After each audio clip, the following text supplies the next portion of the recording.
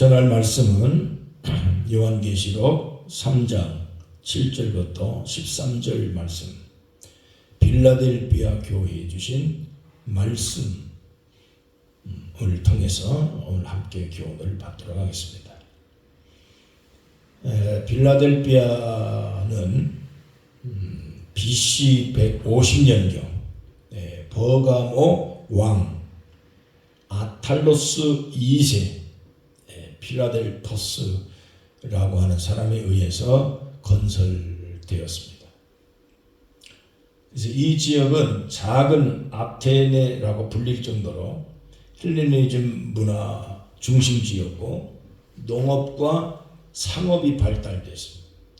그래서 동방의 관문이라고 부를 정도로 상당히 부가 축적된 도시 중에 하나입니다. 현재 이름은 튀르기에 터키의 알라쉐히르라고 하는 이름으로 불려지고 있는데 이 말은 알라 신의 도시라고 하는 뜻입니다. 터키인들이 빌라델비아를 점령하고 난 다음에 주민들에게 이슬람교로 개종할 것을 강력하게 회유를 하고 그리고 핍박을 했습니다. 그러나 그럼에도 불구하고 성도들은 끝까지 개종하지 않고 목숨을 버리고 순교를 각오하면서까지 기독교 신앙을 지켜냈던 곳이 바로 빌라델비아 교회의 성도들의 모습입니다. 그래서 8절에 보면 주님께서 빌라델비아 교회에 나타나셔서 말씀하신 칭찬의 말씀이 뭐냐면, 내가 적은 능력을 가지고도 내 말을 지키며 내 이름을 배반하지 아니하였다라고 말씀하신 내용을 보면 빌라델비아 교회의 성도들이 얼마나 그 신앙을 세속화되지 아니하고 하나님의 말씀을 붙들고 목숨 붙들고 그렇게 교회를 지키고 믿음을 지켰는지를 알 수가 있습니다. 빌라델비아 교회는 소아시아 교회의 7교회 가운데 책망을 한 번도 받지 않은 대표적인 교회 중에 한 교회입니다.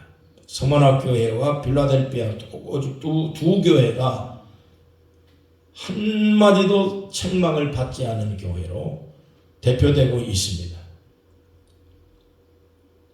근데 이 빌라델비아 교회의 특성이 뭐냐면은 적은 능력을 가지고도 복음을 위해서 헌신하고 수고하는 교회였다.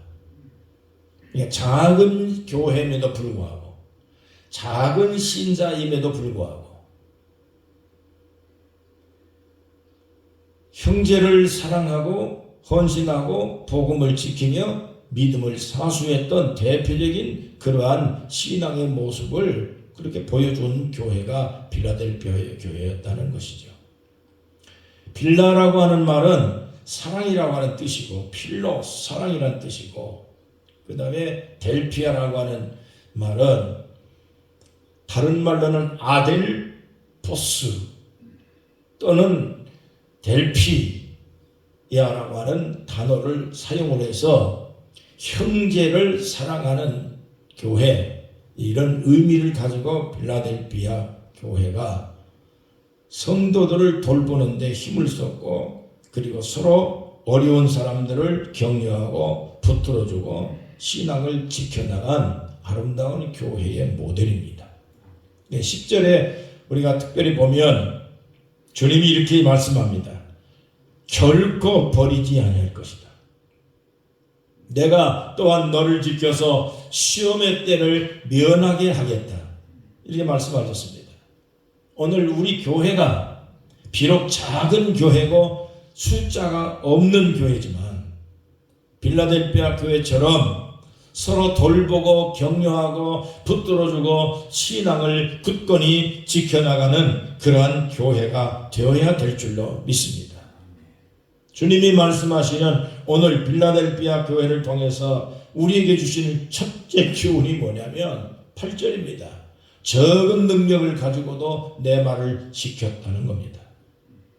적은 능력을 가지고도 낙심하지 아니하고 포기하지 아니하고, 그리고 남들에게 비교해서 이만한 것 가지고, 이 적은 능력 가지고 내가 무엇을 할 수 있을 것인가 라고 하는 그러한 자기 비하하지 아니하고, 큰 교회 못지아니하게 오랜 풍성한 그러한 신앙을 가진 사람 못지아니하게 열심히 봉사하고 헌신하고 믿음 생활을 했다라고 하는 그러한 교훈을 오늘 우리가 함께 받을 수가 있겠습니다.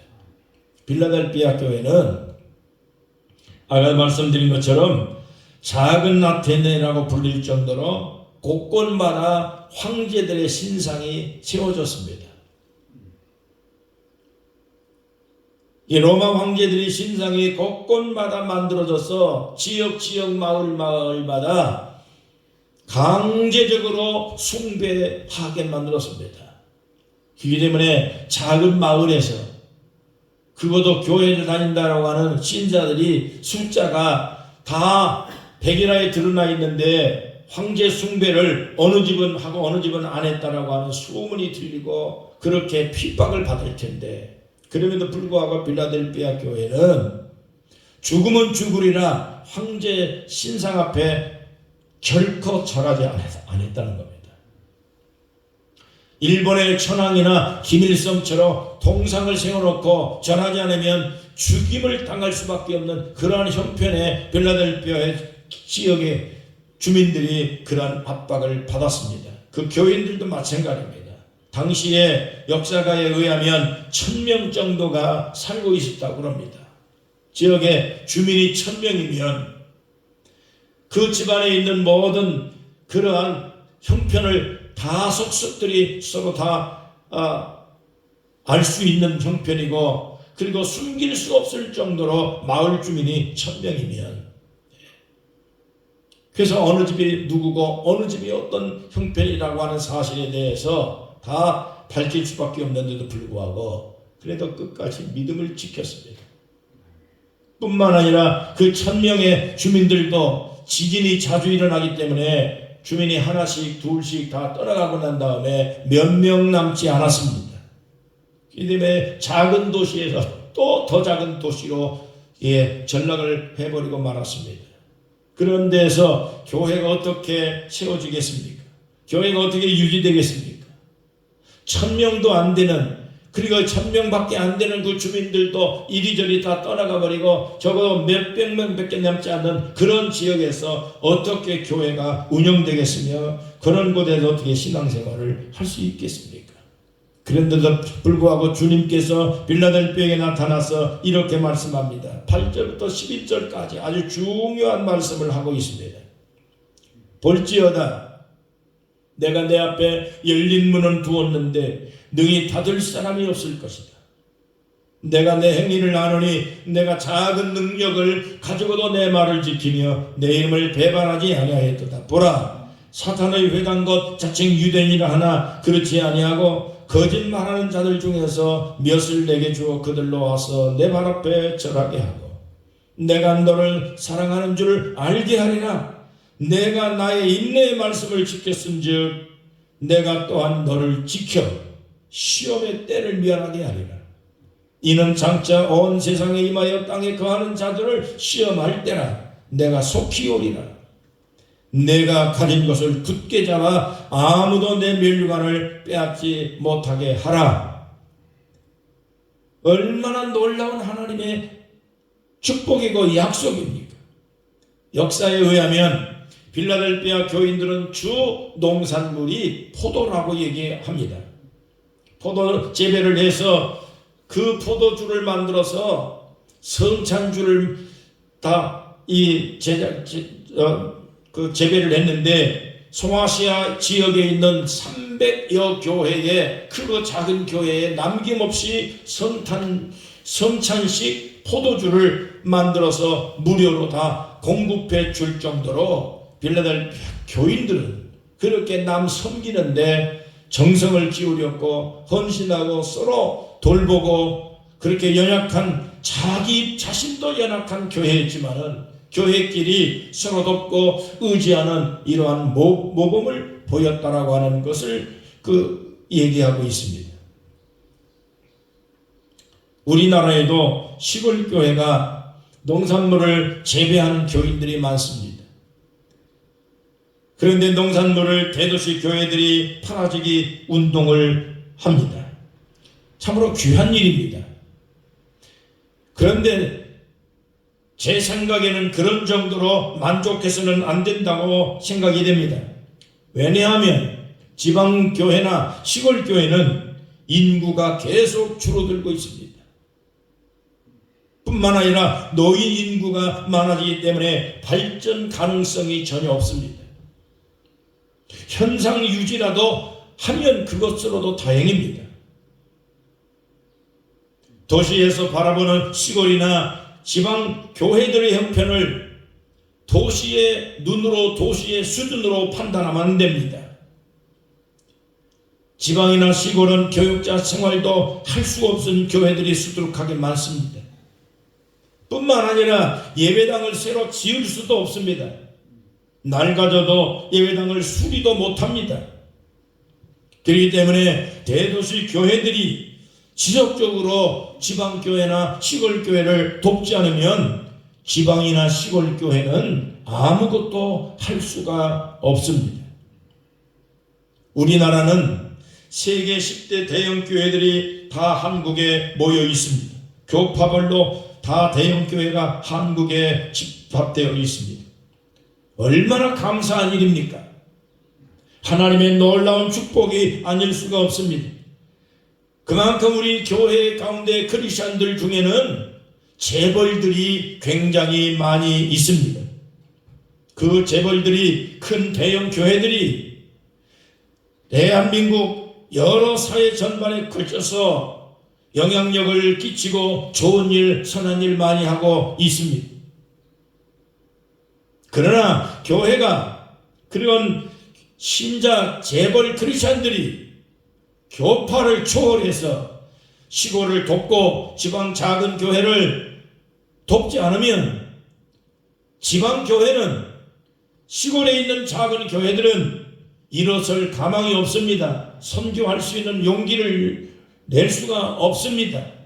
그들이 지식이 없고 힘이 없고 또 사명이 없어서 그런 것이 아니라 지역이 점점 쪼그라들기 때문에 지역적인 환경이나 인구 감소로 인해서 노인 몇 명 남지 않은 그 시골 지방 작은 교회들 지역들을 그거를 유지해 나가지 않는다면 그나마도 4가구 10가구도 안 되는 그 지역에 있는 이 노인들 영적 생활 신앙 지도를 누가 할 겁니까? 그들이 도시 가운데 가가지고 예배를 신앙을 유지할 수 없는 거기 때문에 대도시 교회들과 크리스천 재벌들이 자기 교파에만 손쓰지 말고 시골과 작은 지방 교회 어느 교파도 상관없이 지역 교회를 살리고 지방을 살리기 위해서 작은 교회에 사랑방을 꾸며주시고 노인들과 주민들의 배움터를 만들어주면 이것이 바로 도농선교의 역할이 되지 않겠느냐 하는 것입니다. 제가 이야기를 들었는데 어느 재벌 회장님이 어렵게 생활을 하면서 어느 순간에 자기가 재벌이 됐습니다. 자기가 어릴 때 태어났던 시골 고향 마을을 생각하게 됐습니다.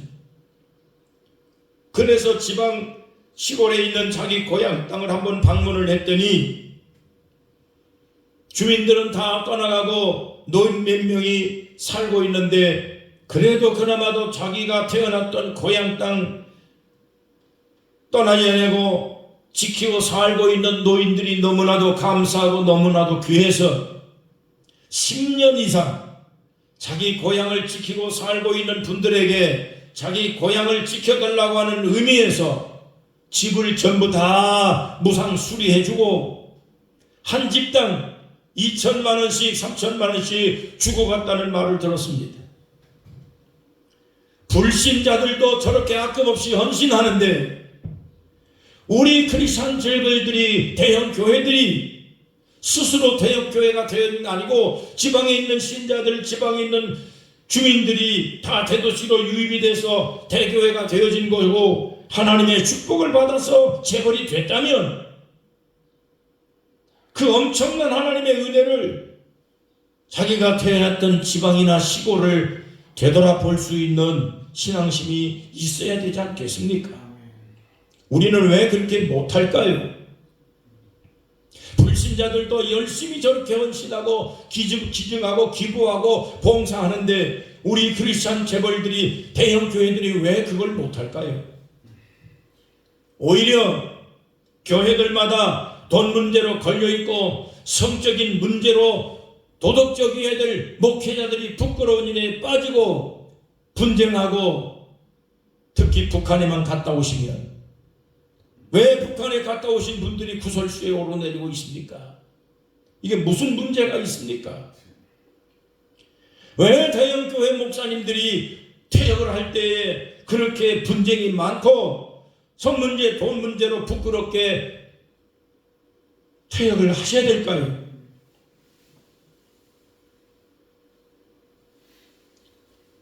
시골 교회를 위해서 봉사하고 작은 교회들을 되살려줄 수 있는 그러한 정신이 없을까요? 라오디아 교회처럼 부유하지만 벌거벗은 교회처럼 되지 말아야 됩니다. 도아디라 교회처럼 살았으나 실상은 죽은 교회라고 책망받는 그런 일이 결코 우리에게 있어서는 안 된다 하는 얘기입니다. 여러분 8절을 한번 상기해 보시기 바랍니다. 적은 능력을 가지고도라는 이 말씀을 주목을 하십시오. 능력이 없다, 힘이 없다, 내교파가 아니다라고 못한다고 하지 말아야 됩니다.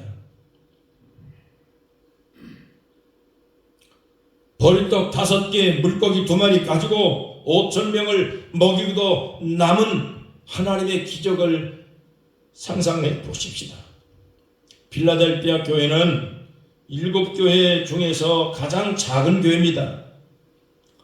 신앙인들이 황제를 이길 힘도 없습니다. 사회적으로 영향을 끼칠 수 있는 그러한 직함을 가진 분들도 별로 없습니다. 경제적인 능력이 없습니다. 교회가 비록 작은 교회입니다. 그럼에도 불구하고 그들은 주님으로부터 작은 능력을 가지고도 큰 일을 했다고 주님이 칭찬을 하셨습니다. 책망을 한마디도 듣지 않은 모범적인 교회가 필라델피아 교회입니다. 큰 교회라서 그런 게 아닙니다. 경제가 풍수해서 그런 거 아닙니다. 교회가 헌금이 많아서 그런 게 아닙니다. 작은 교회지만 이웃교회를 돌보고 더 작은 교회를 돌보고 더 어려운 형제들을 돌보고 이게 필라델피아의 위대한 신앙의 모습이 아니겠습니까?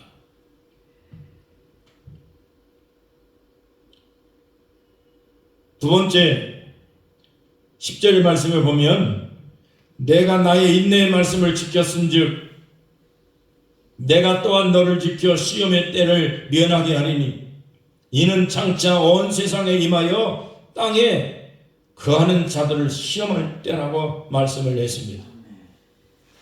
당시 빌라델피아 지역은 황제 숭배 동상에 절하지 아니하면 숭배하지 아니하면 가차없이 죽임을 당했습니다. 더군다나 지진이 상당히 많이 자주 일어났습니다. 그런 위험한 곳에서 예수를 믿고 교회를 다닌다는 거 보통 일이 아닙니다. 그러나 그럼에도 불구하고 빌라델피아 교회인들은 끝까지 참고 신앙을 지키고 교회를 섬겼습니다. 나의 인내의 말씀을 지켰은즉이라고 하는 말씀을 주님이 하셨습니다. 여기 인내라는 말은 라틴어로 톨레랑스라는 말입니다. 하나님을 향하여 뻗어나간다라는 뜻입니다. 하나님을 향하여 뻗어나간다는 거예요. 누구 때문에 참는 것도 아니고 체면을 봐서 참는 것도 아니고 노예처럼 참는 것도 아닙니다. 소위 말하면 33번을 참는 것도 아니에요. 하나님을 향해 소망을 가지고 있기 때문에, 하나님을 향해서 뻗어나가기 때문에 그래서 참는 거예요. 하나님을 향한 믿음이 있기 때문에 하나님을 붙들고 있는 신앙의 그러한 목표가 분명하기 때문에 참는 거죠. 체면 때문에 참는 거 아니에요. 힘이 없어 참는 것도 아니고. 성경 원본 70인역에 보면 끈기 있게 기다린다라고 번역을 했습니다. 나의 인내의 말씀을 지켰다라고 하는 이 말씀의 뜻은 끈기 있게 기다린다. 하나님의 약속의 말씀을 붙들고 하나님의 약속이 이루어질 때까지 그걸 조급하게 생각하지 않고 끈기 있게 하나님의 뜻이 이루어질 때까지, 하나님의 약속한 말씀이 적용될 때까지, 그 하나님의 말씀이 실현될 때까지 기다리는 겁니다. 차를 타고 가다 보면 사거리에 신호등이 있습니다. 빨간불이 들어오면 정지하라는 겁니다. 파란불이 들어오면 빨리 진행하세요 라는 뜻입니다. 노란불은 조심하십시오 라는 뜻이에요. 근데 내가 아무리 급해도 파란불이 들어올 때까지 기다려야 돼요. 급하면 급할수록 파란불이 빨리 안 들어오더라고요. 그래도 기다려야 돼요. 내가 아무리 급하다고 빨간불이 들어왔는데 그냥 진행하면 사고를 아주 심하게 당합니다. 나뿐만 아니라 다른 여러 사람에게도 많은 고통을 주는 겁니다. 조금만 기다리면 반드시 때가 되면 신호등이 바뀔 겁니다. 그 신호등이 바뀐다라고 하는 소망, 그것이 바로 끈질기게 기다린다라고 하는 말의 뜻입니다. 자, 오늘 우리는 하나님을 위해서 뻗어나간다, 나의 인내의 말씀을 지켰다라고 하는 주님의 이 말씀은 하나님의 때가 반드시 오기 때문에, 하나님의 약속은 틀림없기 때문에 속단하지 말고 하나님의 역사하실 때까지 소망을 가지고 있으라, 그 뜻입니다. 여러분, 지금은 분명히 말씀입니다. 갈수록 유혹이 심해질 겁니다. 핍박도 심해질 겁니다. 박해는 점점 더 강해질 겁니다. 제가 오늘 아침에 뉴스를 잠깐 봤는데 팔레스타인 하마스하고 이스라엘 국가의 전쟁이 일어났습니다. 예전에 일어났던 그러한 서로 간의 폭격을 한두 번 하고 하는 그런 정도가 아니라 로켓을 발사하고 미사일을 발사하면서 몇백 명씩, 지금 몇천 명 이상씩 다 지금 사망하는 이러한 사건이 벌어지고 있습니다. 아예 이스라엘은 전쟁을 선포했습니다. 성경에 아니면 역사적으로 우리가 이스라엘 지역에서 전쟁이 일어나게 되어지면 우리는 종교학자들 뿐만 아니라 미래학자들과 정치학자들이 다 이구동성으로 똑같은 이야기는 뭐냐면 3차 세계 전쟁이 발발할 조짐이 일어날 것으로 예상해 볼 수 있다, 이렇게 얘기를 했습니다. 전 세계에서 우크라이나 전쟁이 끝나지 않고 있습니다. 이스라엘의 설상가상으로 전쟁이 거의 지금 다 일어나고 있는 상황입니다. 전 세계에서 한 국가가 전쟁 나면 이거는 서로 하나의 글로벌 시기 때문에 내 전쟁과 네 전쟁 없이 함께 전 세계가 맞물려서 전쟁할 수밖에 없는 위험을 안고 있는 것입니다. 특히 이스라엘의 전쟁은 성경에 나와 있는 아주 중요한 그러한 메시지가 담겨 있기 때문에 오늘 말세에 참으로 중요한 지금 이러한 상황들이 전 세계에서 우리가 예측할 수 없이 벌어지고 있습니다. 여러분, 그러나 주님께서 우리가 믿음을 지키고 신앙을 지켜나가는 우리 빌라델비아의 성도들에게 말씀하신 것처럼 오늘 말세를 살아가는 여러분과 저에게 주님이 말씀하신 것은 분명히 시험의 때를 면하게 하시리라고 말씀하셨습니다. 20절의 말씀처럼 주님이 우리를 지켜서 시험의 때를 면하게 하실 줄로 믿습니다. 조금만 더 기다리면 반드시 축복의 때가 옵니다. 마태복음 24장 22절에 환난의 때를 감해 주신다고 말씀했습니다.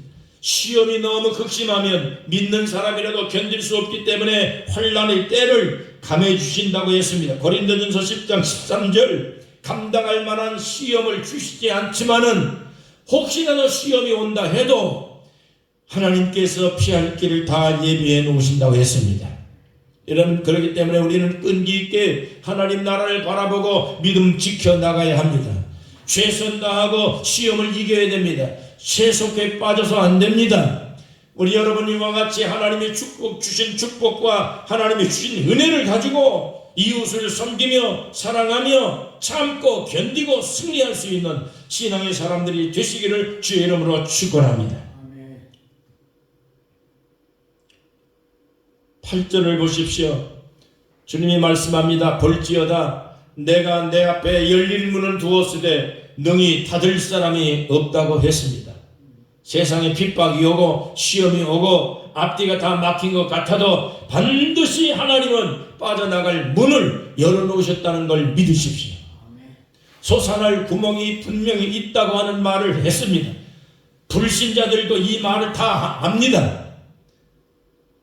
그런데 우리 하나님의 자녀들에게 솟아날 구멍이 없겠습니까? 여리고성을 무너뜨린 하나님이십니다. 홍해를 가르신 하나님, 빠져나갈 길을 분명히 하나님이 만들어 놓으셨습니다. 이 말씀을 믿으십시오. 시편 119편 165절입니다. 주의 법을 사랑하는 자에게는 큰 평안이 있으니 저희에게는 장애물이 없을 것이다. 저와 여러분에게 하나님의 놀라운 은혜로 환난을 이기며 환난을 감하고 또한 시험이 와도 피할 길을 예비하시고 감당할 수 있게 해주시고 하나님이 함께 하신다는 이 굳건한 믿음으로 승리의 삶을 살아가기를 주의 이름으로 축원합니다. 마지막 세 번째 12절에 보면 주님이 이렇게 말씀합니다. 이기는 자는 내 하나님 성전에서 기둥이 되게 하신다고 말씀했습니다. 빌라델피아는 지진이 상당히 많이 일어난 도시입니다. AD 17년에 아시아 지역의 그 필라델피아 교회를 중심으로 해서 12개 도시가 완전히 파괴되어진 사건이 있었습니다. 그래서 집을 지을 때 내진 설계를 단단히 하고 기초를 든든하게 해서 기둥이 쓰러지지 않도록 세우는 것이 그때 당시의 건축술이었습니다. 오늘 우리 주변에도 일본에도 지진이 엄청 많이 일어나기 때문에 일본의 건물들은 거의 내진 설계를 아주 필수적으로 합니다. 여러분, 그래서 집을 지을 때 반드시 내진 설계를 해서 튼튼하게 집을 짓지 않으면 그 집이 다 쓰러질 수밖에 없기 때문에 성전의 기둥이 되어지게 만든다고 하는 것은 다시 얘기하면 어떠한 환난이 와도 무슨 문제가 시험이 와도 어려움이 와도 쓰러지지 아니하도록 주님께서 그렇게 든든하게 세워진 기둥처럼 만들어 주겠다고 하는 약속이에요. 여러분, 시험을 이기는 자는 내 하나님의 성전의 기둥이 되게 하신다는 거예요. 내진 설계가 단단히 되어진 건물처럼 영원히 넘어지지 않는 그러한 인생으로 하나님이 붙들어 준다는 약속이지요. 열왕기상 7장 21절에 보면 솔로몬이 7년 동안 성전을 짓고 두 기둥을 세웠습니다. 오른쪽 기둥은 야긴이고 왼쪽 기둥은 보아스입니다. 이름을 그렇게 지었습니다. 야긴이라는 말은 그가 세운다라고 하는 뜻이고 보아스라는 말은 강하다, 견고하다, 튼튼하다라는 뜻입니다. 다시 말하면 하나님께서 하나님의 선택한 백성들을 든든하게 세우시고 견고하게 세우시고 강하게 만드신다는 겁니다. 하나님이 세우시면 하나님이 붙들어 주시는 그 사람을 하나님이 함께한 그 사람을 누구도 무너뜨릴 수 없다는 것입니다. 여러분, 우리는 하나님이 붙들어준 하나님의 택함받은 하나님의 종들입니다. 우리의 인생을 살아간 동안에 주님을 외면하지 아니하고 신앙을 버리지 않고 인내의 말씀을 지키며 하나님을 향해 뻗어나가는 신앙심으로 여러분 세상을 이겨나가면 반드시 우리가 넘어질 것 같은데 넘어지지 않게 해주시고, 쓰러질 것 같은데 쓰러지지 않게 하시고, 사방에 우겨싸임을 당하는 것 같은데 우겨싸임을 당하지 않게 하시고, 든든하게 붙들어 주시고, 영원토록 예루살렘의 성전의 기둥이 그렇게 세워진 것처럼 하나님이 우리를 세우실 줄로 믿습니다. 뿐만 아니라 우리가 예수를 믿고 영적으로 거듭났습니다. 하나님의 백성으로 새롭게 태어났습니다. 죄만 짓고 살던 우리가 영적으로 거듭났습니다. 이제는 선한 인생으로 살아갑니다. 목사가 됐습니다. 장로가 됐습니다. 권사, 집사라는 새 이름을 받았습니다. 그러면 이 이름을 주신 주님이 우리에게 새로운 이름을 주셨습니다.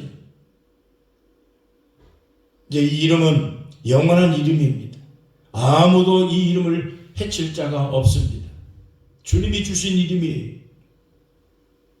장로, 권사, 집사, 이거 세상의 대통령이 임명을 한 거 아닙니다. 예수 이름으로 받은 겁니다.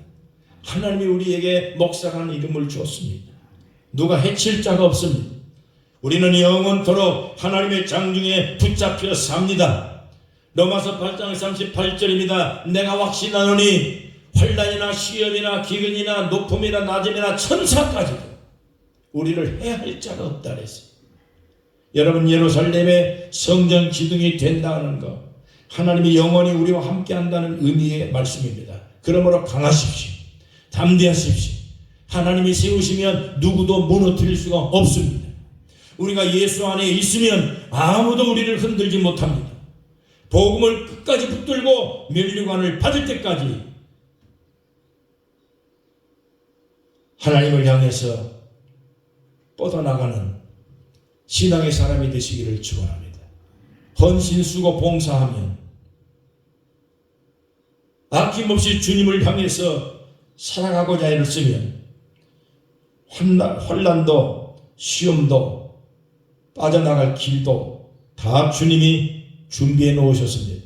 이 믿음으로 승리하시기를 주의 이름으로 축원합니다. 하나님 아버지, 감사합니다. 오늘도 이 귀한 말씀 속에서 우리에게 주시는 하나님의 귀한 생명의 말씀이, 우리의 삶의 희망의 말씀이, 아버지 하나님, 오늘 이 말씀을 살아가는 우리 모두에게 용기 있는 말씀이 되게 해 주옵소서. 하나님이 굳건하게 붙들어 주시고 시험, 환난, 모든 이 염려, 근심을 하나님께서 다 덜어주시고 막아주시고 피할 길도 예비하시고 우리를 환난을 면하게 하시며 하나님의 장중에 붙잡아서 흔들리지 아니고 자빠지지 아니고 자빠져도 일어나게 만드시는 위대하신 하나님을 감사합니다. 주께 영광 돌립니다. 끝까지 맡겨진 사명 감당할 수 있도록 체력도 주시고 영력도 주시고 힘도 주시옵소서. 주님의 영광을 위해, 복음의 영광을 위해 하나님의 말씀을 붙들고 십자가 바라보고 끝까지 필라델피아 교회처럼 믿음을 지키며 인내의 말씀을 지키며 하나님의 나라를 위해서 수고할 수 있는 주의 백성들이 되게 하여 주옵소서. 말세 현상들이 여러 곳에서 일어나고 있습니다. 아버지 하나님이여, 겁먹지 말고 염려하지 말고 낙심하지 말고 뒤로 물러가지 아니하고 하나님의 복음을 위해 끝까지 헌신하고 수고하고 봉사하며 살아갈 수 있는 주님의 복음의 종들이, 말씀의 종들이 되게 하여 주옵소서. 아버지 하나님, 우리에게 주어진 모든 가정과 자녀들과 우리들의 모든 주변에 우리 맡긴 모든 이 선교의 사명을 완수할 때까지 우리 하나님께서 장중에 붙잡아 주시사 강하고 담대한 용사처럼 살게 해 주시옵소서. 예수님의 이름으로 간절히 축복하며 기도하옵나이다.